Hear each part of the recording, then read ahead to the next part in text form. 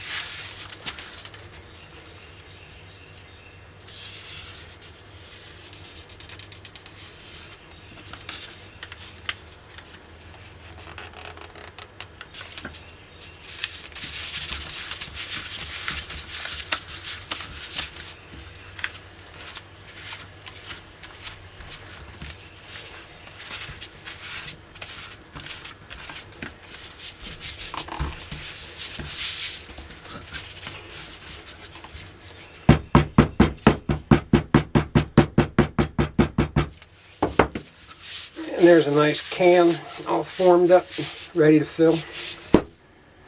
The first layer of stars is completely filled. It's not just a ring. I want a complete layer of stars at the top and bottom of the shell, just in case the shell breaks oriented one way or the other. I want to have this look as much like a spherical burst of stars as possible. So I'll be filling in the top and bottom layers. I've got all the stars set for the bottom layer, and I'll fill all those voids with fine pulverone before adding the second layer of stars. I now have 8 rings of stars in the shell, stacked up brick wall section. The bottom ring has the center area filled with stars and comets. All of the rings are filled with fine pulverone packed in to the spaces between the stars, so it's a very solid construction. I tipped it upside down to dump out all the excess pulverone, and none of the stars budged. Now I'm going to mix up a little burst charge. I'm going to fill that whole cavity up to the bottom of the top ring. I'll fill that whole cavity with rice hulls, black powder on rice hulls, 7-to-1 hot Polonia charcoal black powder on rice hulls with a couple teaspoons of the Spanish booster mixed into it. I've calculated that this will hold 5 cups of the rice hull burst, so I'll measure out 5 cups and then mix the Spanish booster throughout that. This construction, once it has the top layer of stars filled in, We'll have a total of 180 of the 3/4 inch pumped and primed stars in it. This is 5 cups of 7-to-1 black powder on rice hulls. I've kept a ½ cup out so that I don't coat too many of the rice hulls with the booster. I'll put 2 teaspoons of the booster in there, which is 6 to 7 grams. It's kind of the right amount to use in this size shell.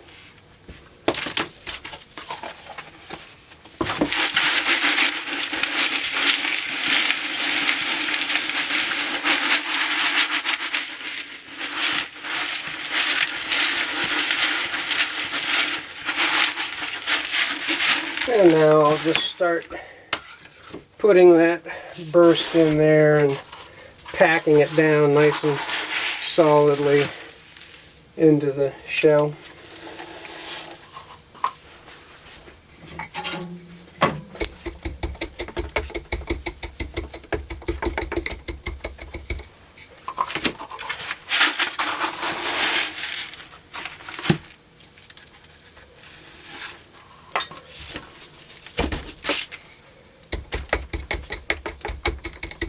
Like I say, I'll fill this right up to the bottom of the top ring of stars, and then fill in that top ring with the rest of the other 18, the remaining 18 stars, which fill in that top layer. And then I'll fill between those stars with more of the fine pulverum.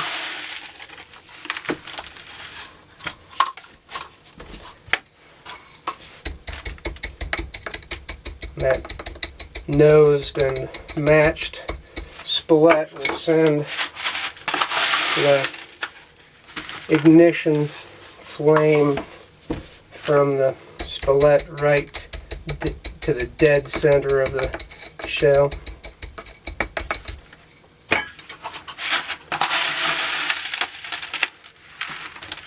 This is kind of a cylinder shell built along the lines that I would normally build a ball shell, with a single layer of stars filled with the black powder on rice hulls.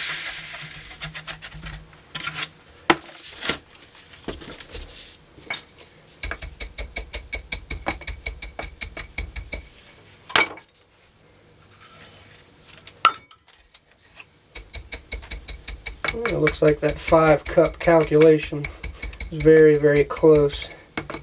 I'm going to get just a little more black powder on rice hulls to put in there. I need another 1/4 cup or so.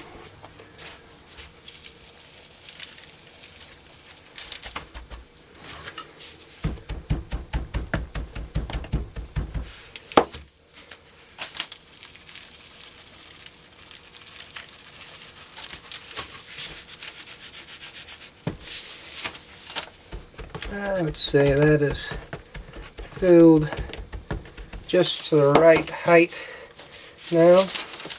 Now I'll fill in with the remaining stars.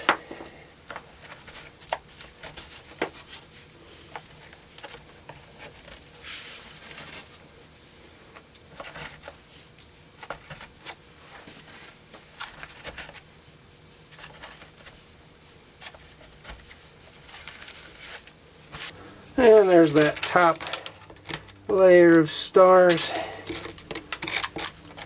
filled in nicely with fine pulverum.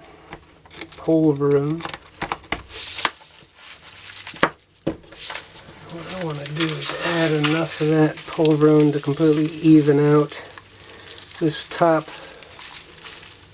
layer as the disc pushes against it.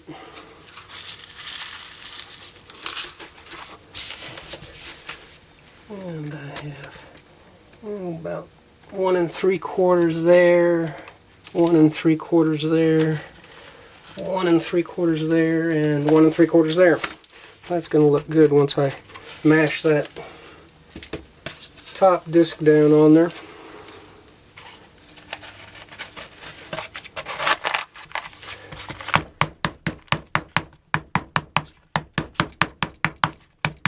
Ooh, that's going to be a shell going up in the air.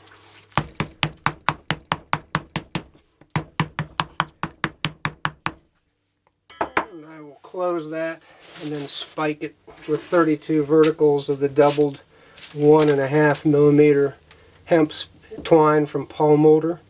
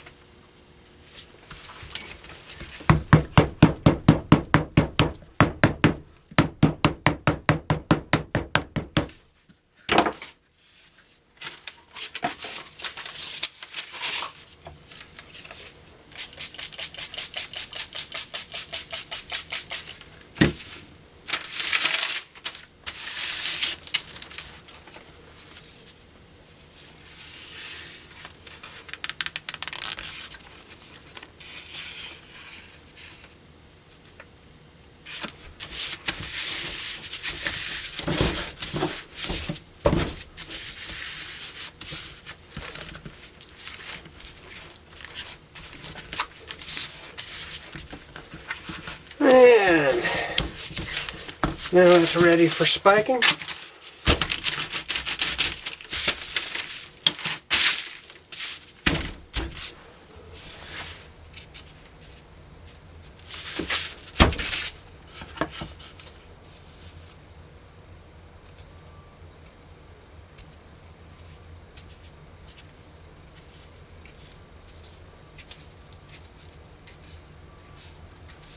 This will be 32 verticals of the double strand 1.5 millimeter hemp spiking string. I'll calculate how much string to paste and put on the horse.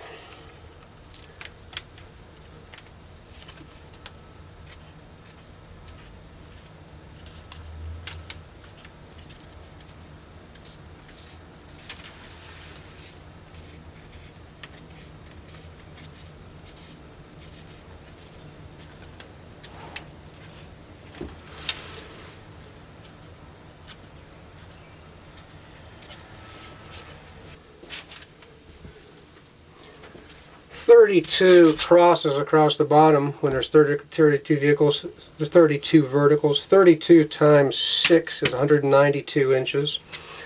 32 verticals coming up the side would be 32 times 8 is 256 inches. The circumference is 18 inches. And with a a horizontal circumferential wrap about every 1/2 inch, that's 16 plus an extra one at the top and the bottom, be 18, plus another couple extras to be on the safe side in there. I'm figuring 20 circumferentials times 18 is 360 inches. That comes up to 808 inches divided by 12. The number of feet is 68 feet. I'll put 70 feet of spiked string on my horse, which I know will be plenty. I've taken 2 rolls of the 1.5 millimeter hemp string from Paul, and I've re-rolled them onto these 2 wire spools, empty wire spools from Home Depot, and I've made this little dispenser so I can dispense 2 strands of this at a time, pulling them up through the cup of Elmer's glue to apply that string to the spiking horse. I'll have this sitting down on the floor while I do that.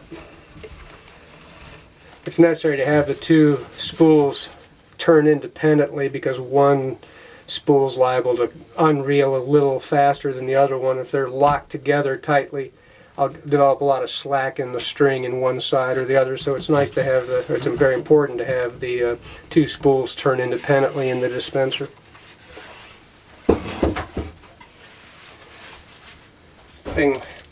70 feet of that twine. 1, 2,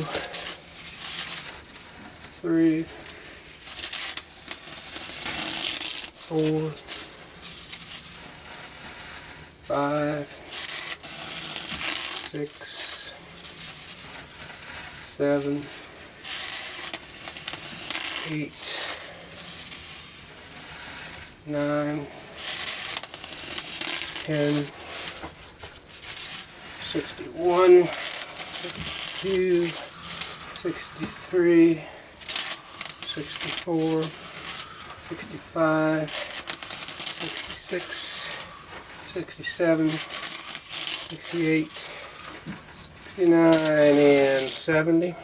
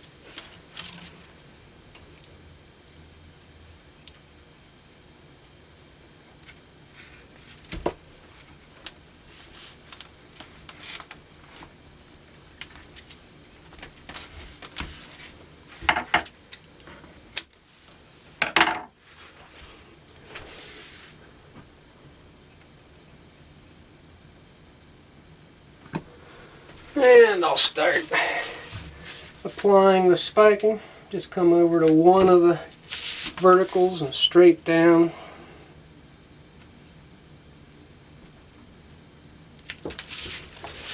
To the right of center on the bottom. And to the left of center on the top.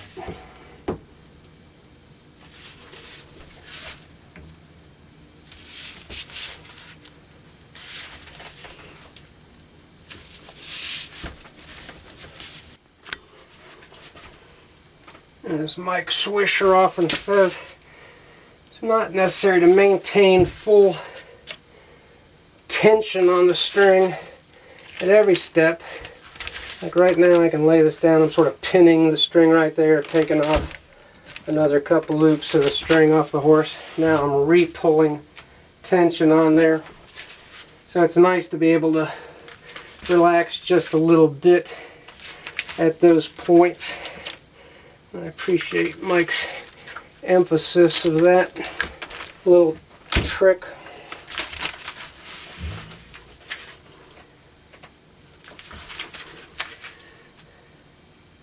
This glued, doubled 1.5 millimeter spiking really There's some stout spiking being put on here.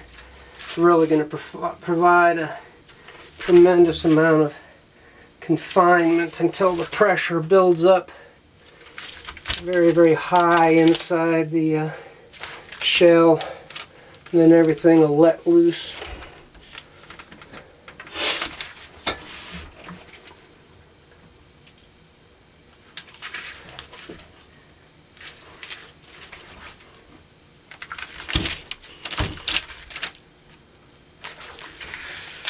And I'm getting to the last vertical here now.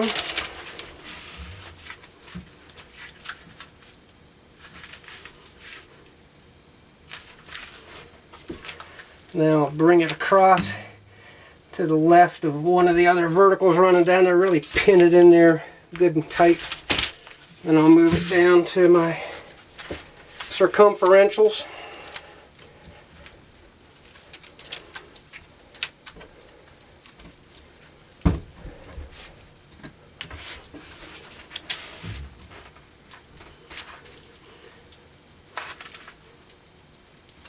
Pin it with a couple full turns right above those doubled bottom discs, and then start wrapping upward, creating the little squares that are desired. Whew! 6-inch shells are Haas.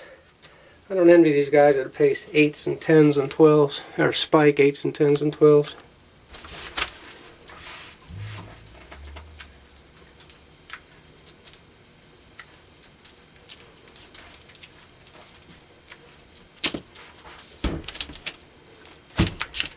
The Maltese guys and some of the guys that build larger Italian cylinder shells, they make a roller, double roller assembly to roll the shell on while they're doing this spiking. And I can see if I was going to make a fair number of shells even as large as this 6, it would come in handy to have a spiking roller stand assembly. Maybe one of the guys, Tom Neeson or somebody, can post a detail of the roller they use in their shell construction spiking sometime.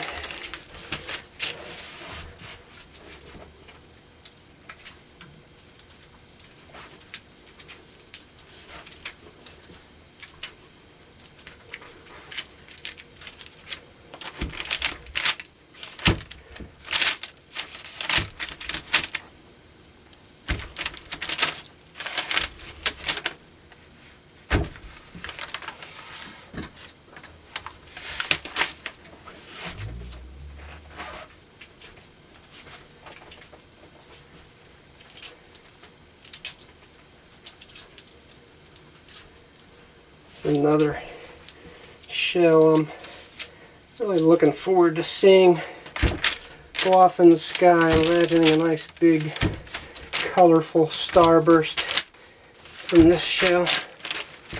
Sometimes my imaginings come to fruition, and sometimes a device function I go, oh man, what the heck did I do wrong there?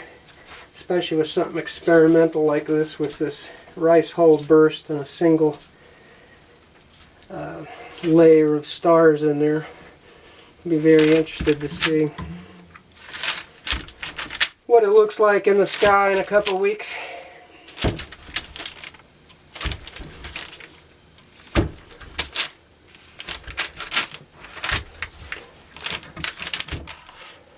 I'm just about to the point where I'll be putting my half hitch around the top of the shell, pulling it tight and cutting it off and drying it.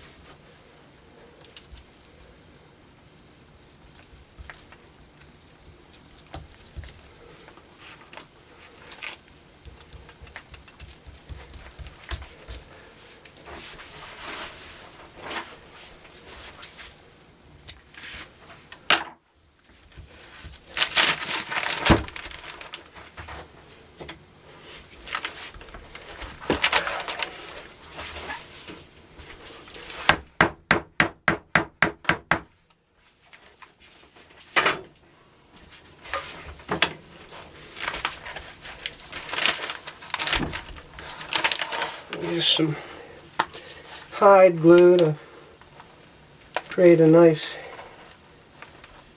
solid seal up here around the spolet. For another one of Mike Swisher's recommendations, this hide glue really soaks in, creates a nice seal, and then the paste wrap on the shell really sticks nicely to it too. So I'll let this shell dry overnight and then paste it. Spiking on that baby. The off-center spiking on the bottom, the off-center spiking on the top. Oh, yeah, there's just not a single kernel of anything rattling inside that shell. That is a solid brick. Well, when that's dry and pasted, that's really going to be a hoss going up into the air. The shell is nice and dry now. Rock hard. That hide glue at the top is nice and hard and sealed and dry. So I want to paste the paste wrap on here now. I do have my 6-inch mortar here, and I'm verifying as I go along. Right now I've got about a 1/4-inch diameter clearance as the shell slides in and out of that gun. I want to make sure the shell doesn't get too big to get into the gun. Fulcanelli recommends 6 turns of 60 or 70 pound paper on a shell like this. The original casing was made up of 8 turns of 55 pound paper, which is the same thickness of paper. And I've got 6 more sheets, 24-inch by, what did I make that? 24-inch by 14, which is wide enough to lap right up to the split down the side and lap over on the bottom a little bit. That 6 24-inch sheets will create 8 turns on the shell, but I don't want to paste all that on at one time. I want to paste on half of it, let it dry, and let the other, and then I'll check the diameter again, make sure I've got enough room to finish the shell, and then I'll paste the next 4 turns on, which would be 3 sheets. I am going to use my universal wallpaper paste on the shell and see what kind of a finish wrap it puts on there. I'm pretty impressed with the way that stuff functions. I've got wheat paste, but I'm going to use the universal wallpaper paste on this particular shell.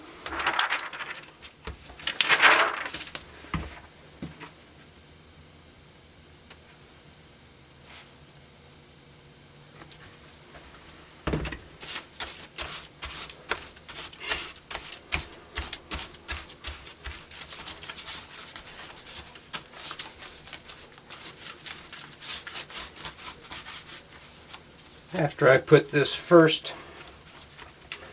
3 24-inch long strips of paper on, which will create 4 turns of paper on this 18-inch circumference shell, I'll let that dry, recheck and see how much that has increased the diameter of the shell. Then I'll ponder whether I want to put that next 4 turns of pasted paper on.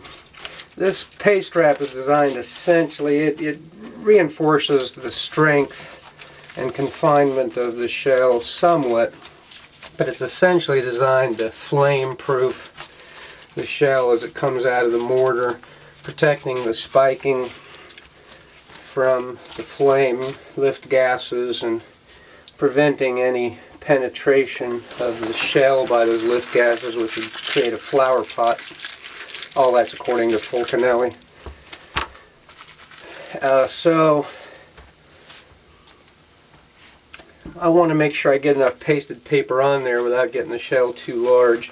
I think 4 turns of this 55 pound paper would probably nicely flame proof the shell well enough, especially since it's a very solidly constructed shell with good sealing at the top and bottom between the discs and the initial casing turns of paper.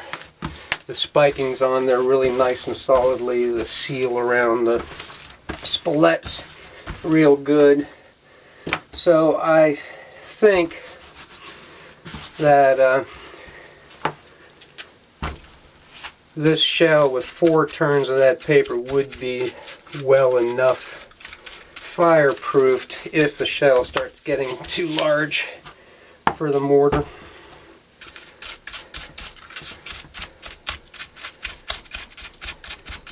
If I was going to make a lot of these 6-inch shells, I might consider getting a 5 and a 1/4-inch case former and 5 1/4-inch discs instead of the 5 1/2-inch case former and the 5 1/2-inch discs. It seems to me with this relatively thick 1.5 millimeter spiking that this shell is getting just a little on the large side, where I have to keep my eye on not getting it too large.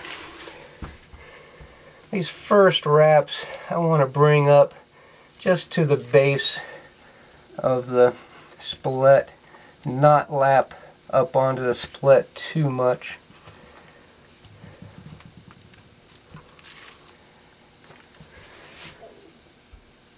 I'm not too concerned with this shell getting too much of a cone of pasted paper built up around that split, that spiking and the hide glue and everything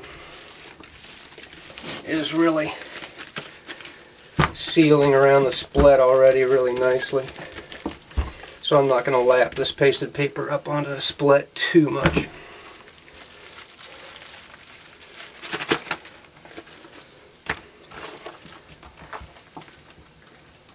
Although I do want the pasted paper up around that split, creating a little bit of a crown.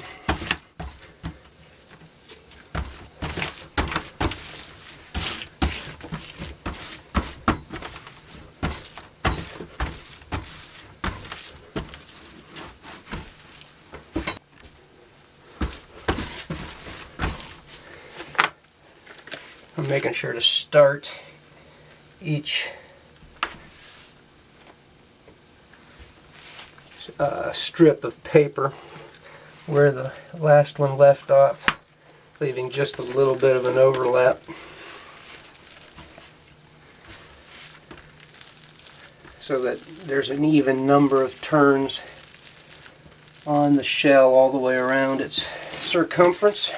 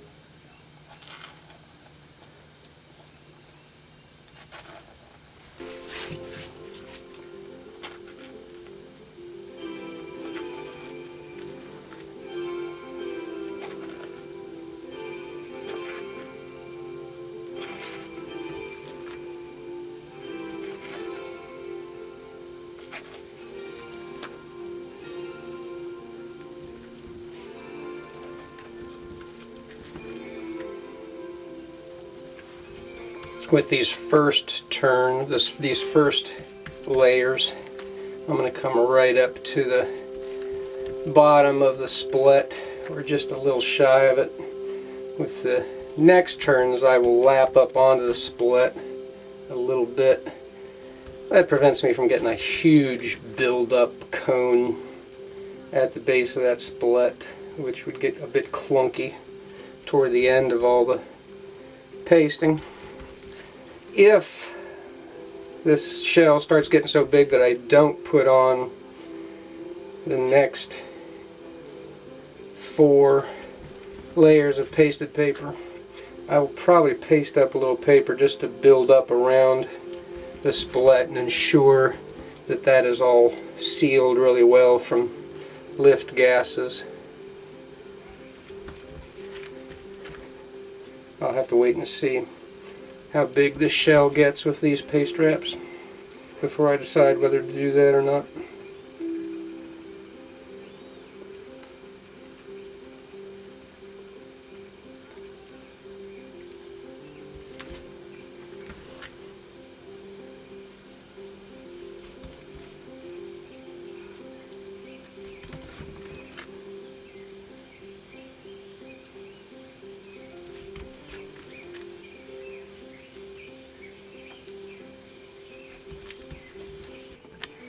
Having said that, thinking ahead just a little bit, if I don't put the next paste wraps on this shell, if it's getting too large, I pasted up a little scrap of paper. I'm going to tear some pieces and build up around that split base just a little bit.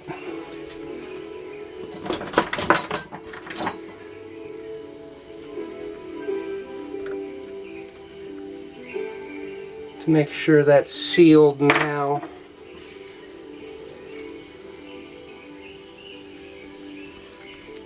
Instead of having to do it later.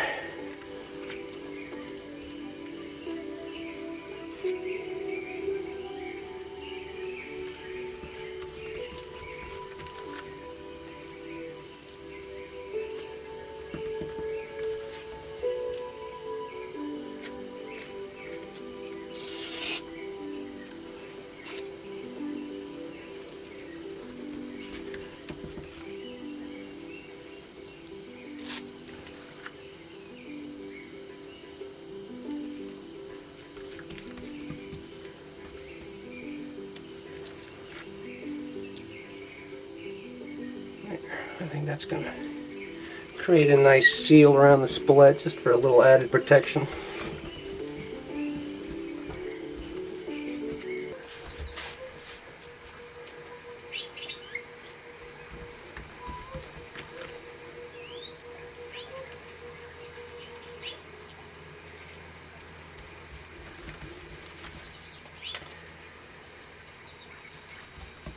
Since I've not torn the paper down below the top of the shell, you can see how the paper tear stops there, and so when I lay these strips down, that area sort of folds and seals together sort of nicely and naturally without creating any gaps in the perimeter of that pasted edge.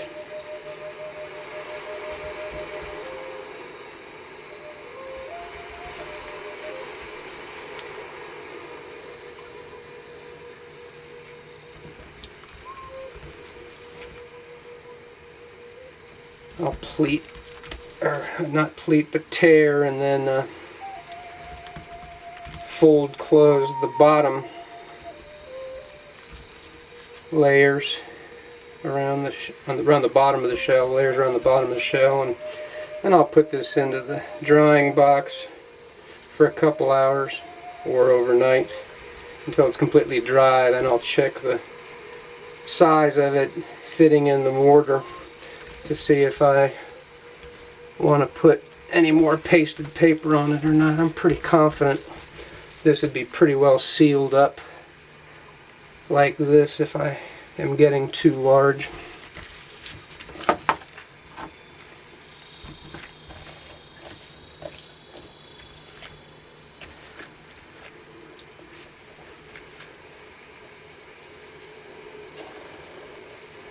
Naturally, the bottom of the shell is the part of the shell that's going to receive the brunt of the lift gases.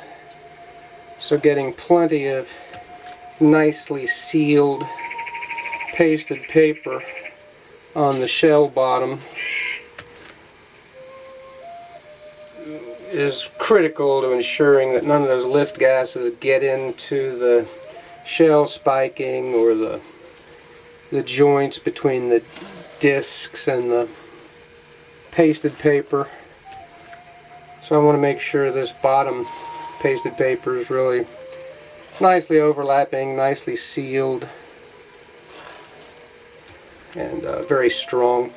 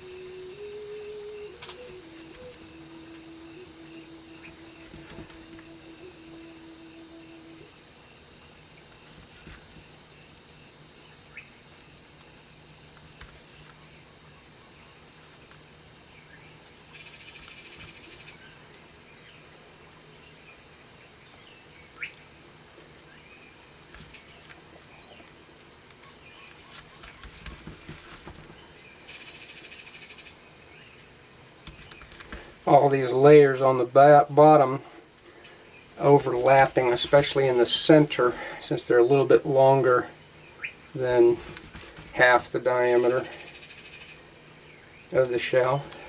They go from here about 2/3 of the way across the bottom. They build up a little bit of a cone or bulge on the bottom of the shell, which further helps the bottom of the shell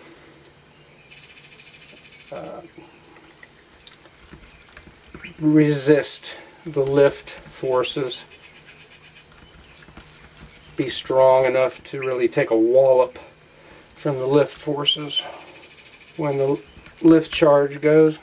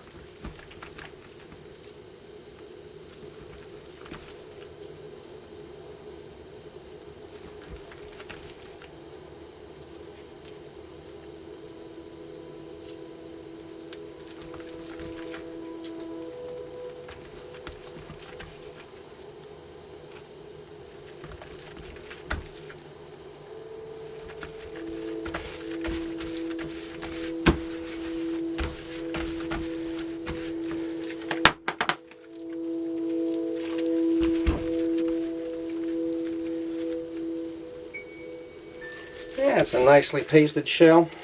That paste wrap will really suck down onto the shell, revealing the lines of all the spiking.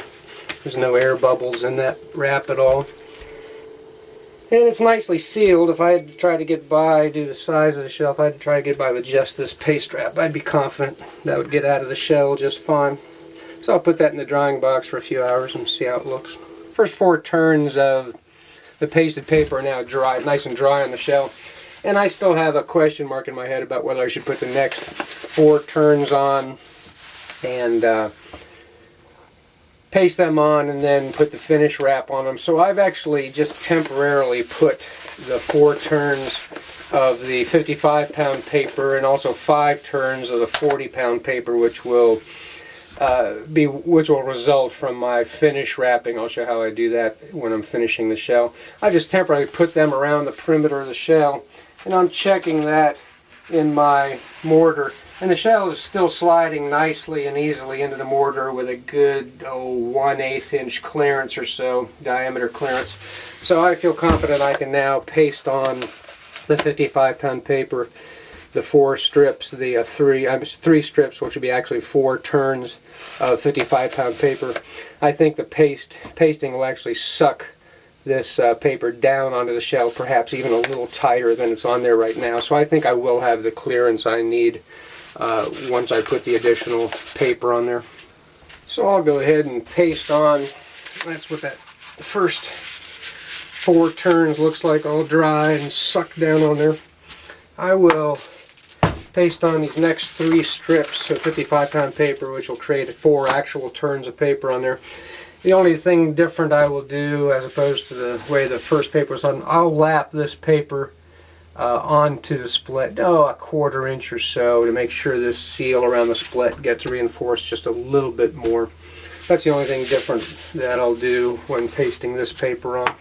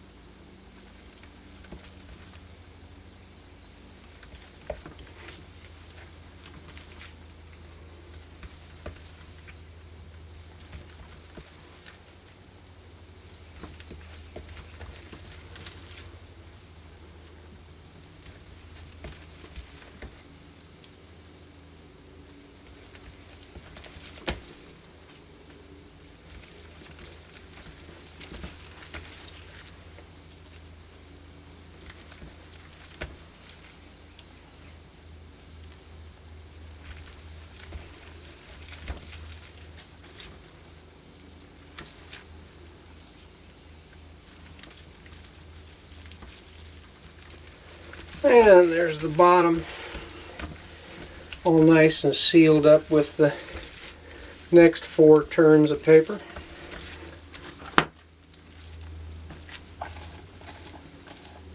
Do the top now.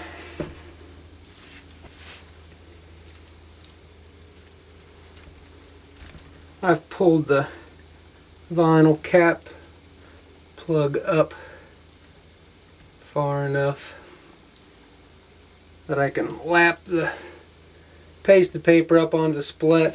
I want to make sure I have enough splet sticking out of that pasted paper that I can attach my pacifier and leader nosing to when I finish the shell. But I do want the paper lapped up onto the splet a little bit.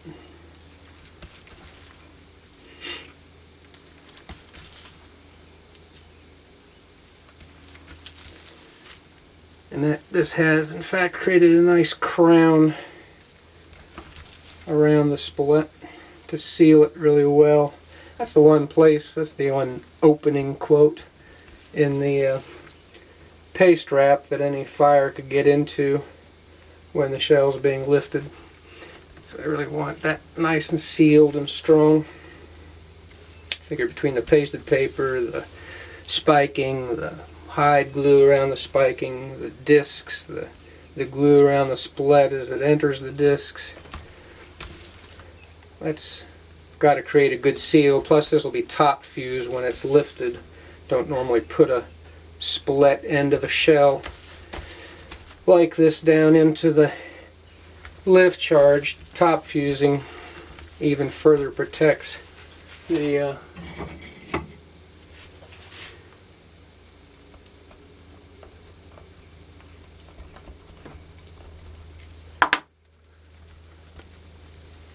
splet area from lift gases.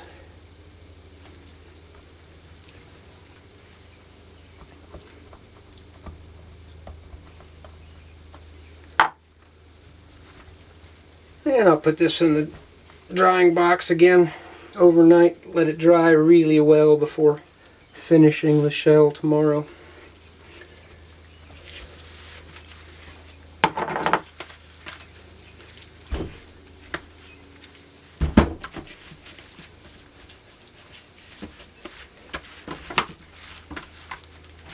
To finish the shell, my pacifier will be a simple piece of the flat match. I like to use the paper flat match. I'm going to go up and around the splet, down the side, and then well across the bottom to put a bunch of fire into the lift charge. I'll just temporarily hold that in place with a couple strips of masking tape.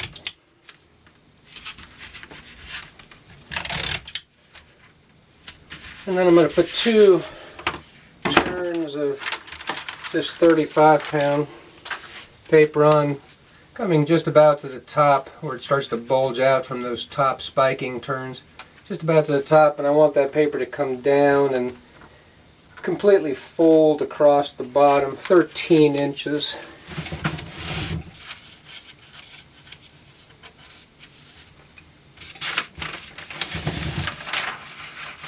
Each of these 18-inch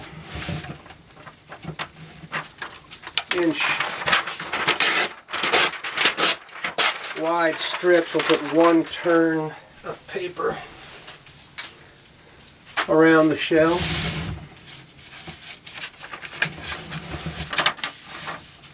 I only want to paste the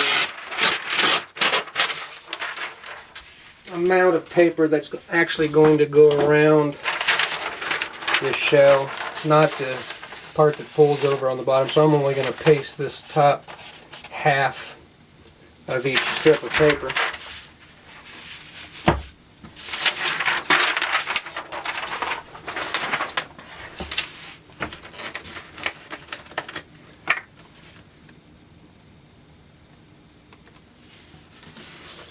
And I'm only going to paste that on the one side.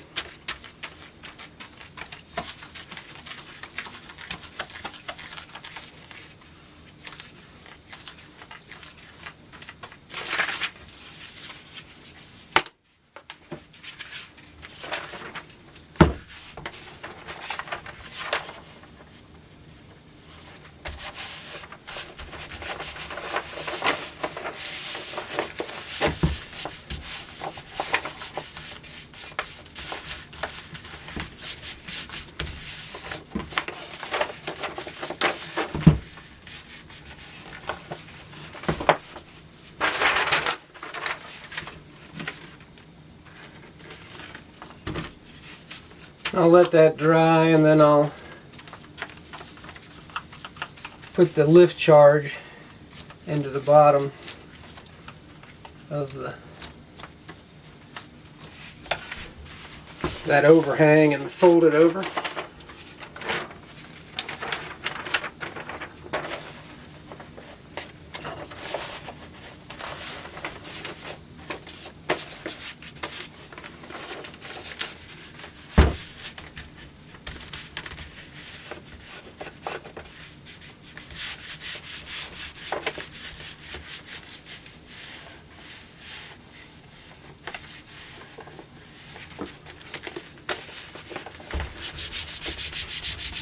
That's nicely adhered to the shell, so I'll let that dry out in the sun for a couple hours. Well, that 2 wraps of 40 pound, 35 pound is now good and dry, and I've exposed the black match from the pass fire coming to the bottom of the shell, so that'll ignite the lift charge. I weighed the shell and it weighs just a fuzz over 7 pounds. Fulcanelli for a single break 6-inch color shell says 4 to 5 ounces, but this is a little taller than normal. So I think I'm going to put but the shell's also a relatively snug fit in the gun, so it's going to really maximize the power of that lift charge. I think I'm going to use 6 ounces. It's not quite the ounce per pound that would be indicated by that rule, which would be 7 ounces.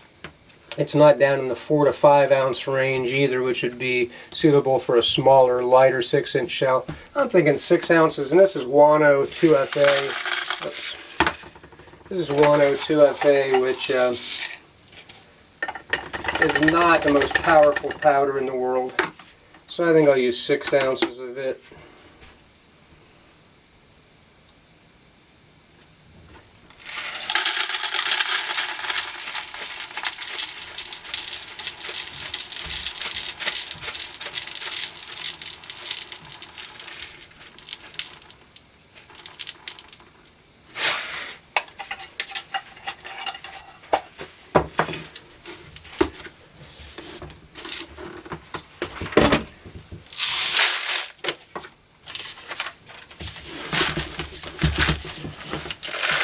That covers the surface of the bottom.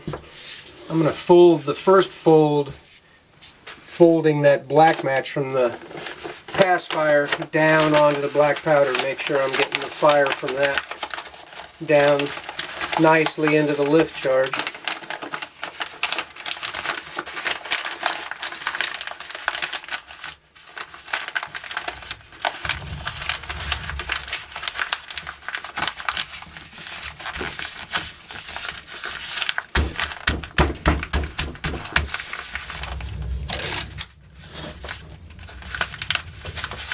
Now I'm going to put that Jersey or New Jersey finish on the bottom of the shell.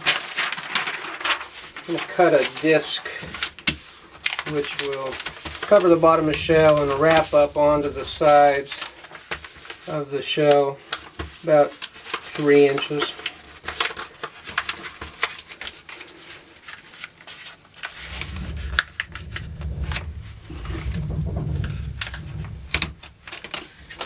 I'm going to paste that on both sides and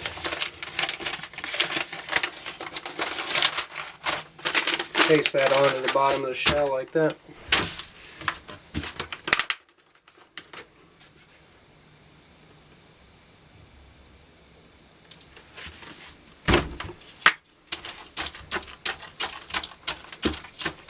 I paste it on both sides because I want its pleats, where it laps onto itself as it pleats and folds around the perimeter shell. I want those pleats to stick to themselves.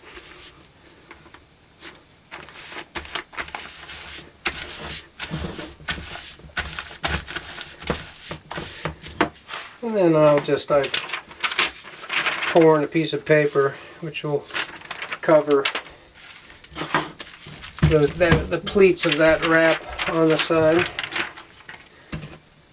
I'm not sure it's going to go completely around the shell though. This is 18-inch paper, and the circumference of that shell is just a fuzz more than.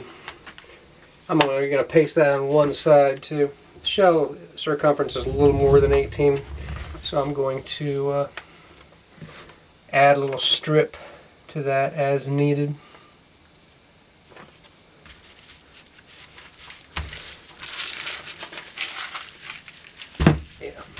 Just doesn't quite join on that one side. It wouldn't absolutely be necessary that it do so, but why not make it look nice?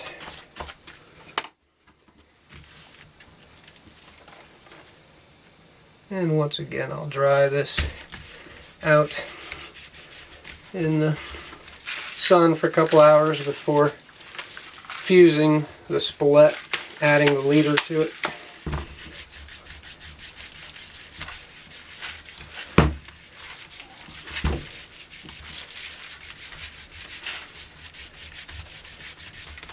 I appreciate once again Mike Swisher pointing toward this nice way to finish his shell. The lift bag takes off with the shell. It's not left in the gun when it fires. Typically there's no flaming debris left in the gun or raining down when the shell is fired, and it makes a nice professionally looking finished shell. That jersey finish bottom lift wrap is all dry now, so I want to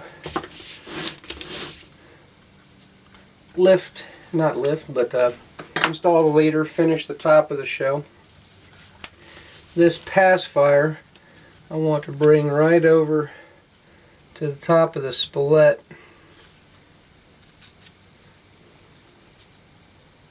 but I don't want to expose the match down right at the top of the shell, because I want to try to have all that sealed and covered with the bucket that's going over this. So I'm just going to open that black match up, starting right at that point, right at the top edge of the spilette. I wish I'd left the spilette just a little longer on this to make doing this a little easier. Next time I'm going to make sure I have a good 1.5 inch of spilette sticking out of the top of the shell as I'm constructing it. But this is going to work fine. So I'm going to scratch my spilette powder grain, freshen that up, make sure there's a good fire taking groove there. Then I'm going to tie this match across there.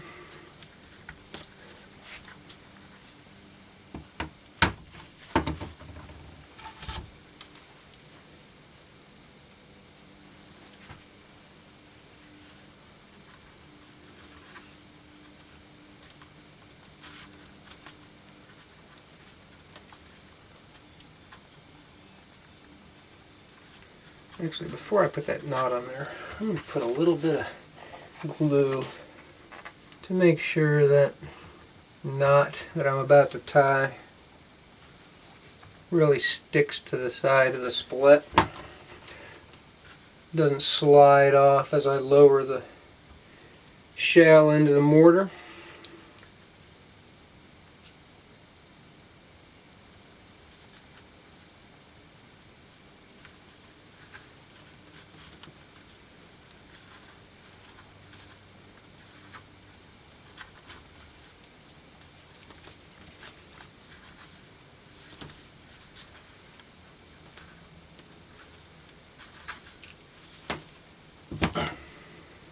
And once again, I want to cut that black match off on the far side of the spilette over there.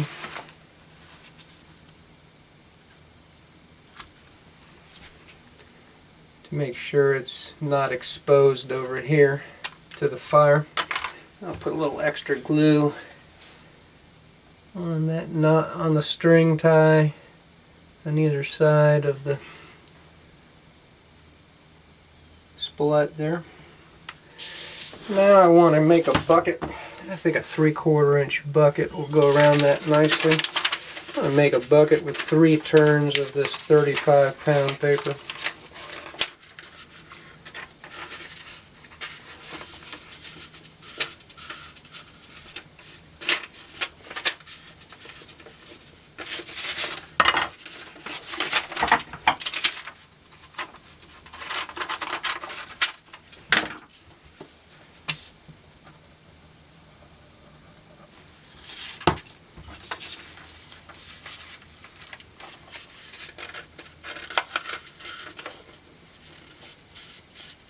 It's a good strong bucket which will support the weight of the shell.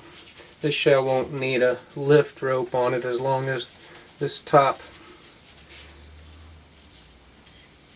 nosing and lifting and fusing, not lifting but leadering and fusing assembly is good and strong.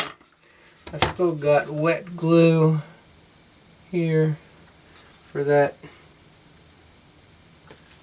nosing to stick to once it's tied on. I'm going to really shove that nosing down around the split there. Put another clove hitch around that.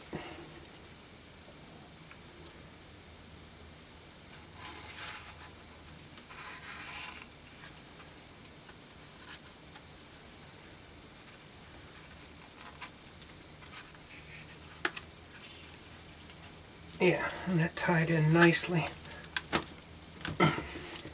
around the split and the match there.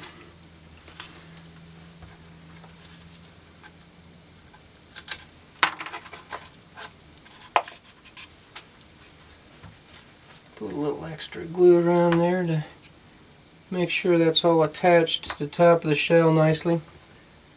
Since I don't have a huge amount of split sticking out of the top of the shell, I'll be careful as I lower that into the shell to not hang it by the leader too much. And then since I'm going to electrically fire this shell, I'll just put a length of quick match going down into that bucket with a good bit of the black match exposed. When that burns down into there, it's really going to send a lot of fire right to the top of that matched split. I'll put a little bit of glue on the side of this so that when that nosing is tied around it, it will really stick to it nicely. Make sure it's stuck in there real good. And I'll put a couple ties around that.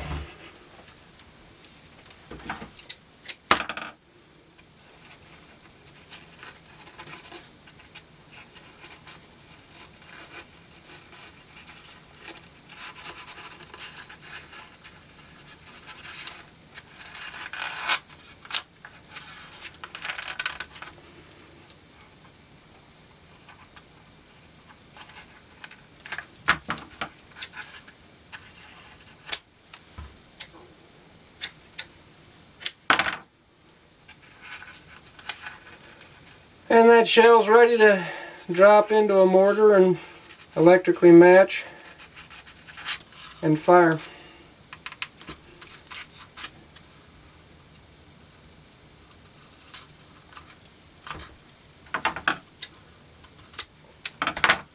I'll label what that shell is, even though I'm only making one of this particular kind of shell, so I know what shell it is. I'll label it and put it in safe storage until it's ready to fire.